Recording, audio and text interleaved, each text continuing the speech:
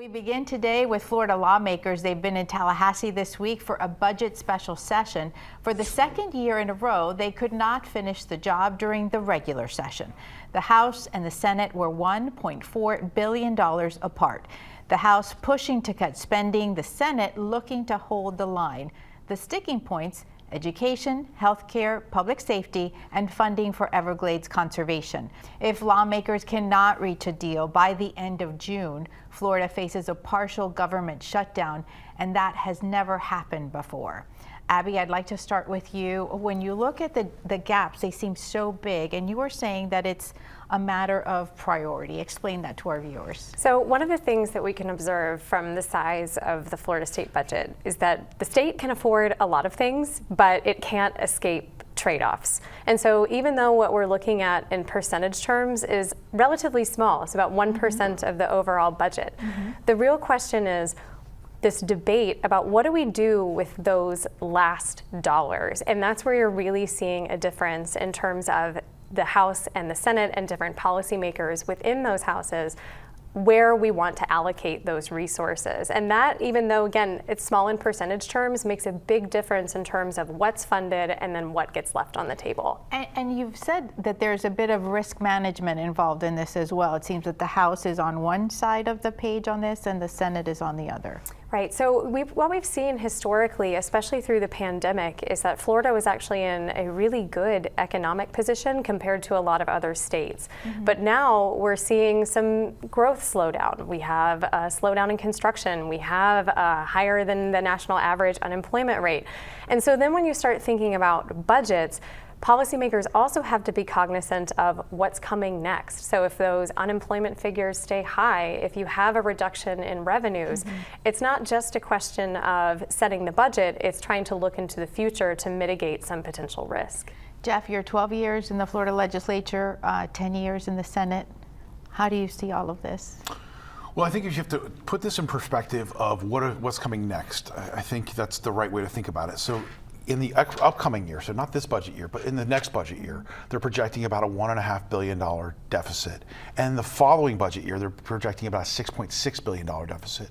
So what they're trying to do is manage that so it's a soft landing. And so they don't have to make these major cuts going, as we go forward here. I think we look at it as kind of globally what's going on. There's still talk about the property tax exemption and what's going to happen there. That's still an open question. There is no way in my mind that we get to a shutdown scenario in Florida. They will stay in special session until they resolve this issue. It may take a few more weeks. I think what's going to happen is a lot of the work this year is going to happen behind the scenes. Effectively, the budget has just finished being done at the committee level, and now it's all kind of moving up to the presiding officer's level. And so most of that negotiation is really going to be on behind the scenes, and we're not going to see the traditional pattern of transparency. Not that there's a ton of transparency, but the traditional pattern of transparency where we have committees meeting and budgets being passed back and forth. I think you're going to see a lot less of that this year. When you look at the differences, they are significant. In education, the teacher pay raises, the governor proposed $200 million. The House and the Senate both are about $100 million each. When you look at the schools of hope, which are the charter schools that would co-locate in public schools that had low population rates, the governor proposed $20 million, the Senate proposed $6 million, and the House was proposing zero funding for that. Economic development, you've got the Florida Jobs Growth Grant Fund program, which was established in 2017 for funding infrastructure programs, making sure that Florida has a diverse business economy. And you've got the governor and the Senate asking for $50 million, and the House proposing zero funding for that. How can we? Well, because this is just largely posturing, right? They want to get into negotiations. They're putting in some leverage points, right? Okay, great. If you want me to give on this zero number, then you have to give me something else on another number that I want. And so we see this in budget cycles. It gets to posturing. It will happen much more this year because so many of the decisions are being made by the presiding officers and not by the budget chairs of the committees. And so there's a lot. I think the earlier comment was personalities that are involved, and I think that's absolutely correct. I think that's what's driving this right now. It's as much as it is about priorities of Florida, there's a lot of personalities involved. Michael, how do you see this?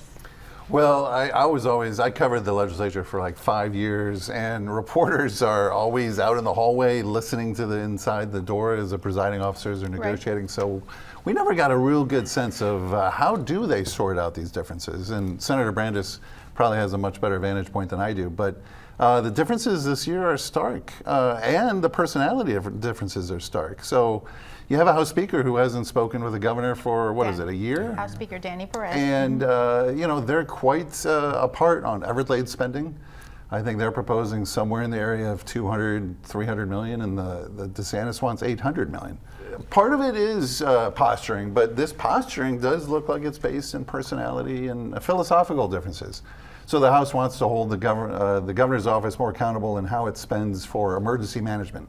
There's no accounting for how DeSantis has spent a lot of this money, this rainy day money, a lot of the money that we'll talk about it later, but Alligator Alcatraz, all of that was no bid contracts. And if you try to figure out how that money was spent, nobody knows. And that's something that we're going to talk about in But one of our next those are some segments. of the sticking points in the negotiations between the House and I the think governor. you should see as the governor and the Senate are much more aligned than the House on a we do lot of see that. issues. And so I think that's the kind of gentle negotiations that are playing out right now, sometimes not so gentle. It seems like President Albritton is kind of the referee between Danny Perez and the governor. You see these personalities. You have a Miami speaker, and then you have Ben Albritton as the Senate president, who's from Wauchula in a very rural district, and they live in two different Floridas. Right, and so I think that's how you need to think about this. Ben Albritton has really been focusing on the Rural Renaissance program that he's been pushing, but just in the last few hours, they have kind of abandoned that whole plan in the Senate budget. So I think what you're seeing is there's a lot of negotiations going on. Most of this is going to be happening behind closed doors at the president level and the speaker level, and obviously the governor is trying to influence some of the discussion, but he's doing most of that through the Senate because he really has very little relationship with the House.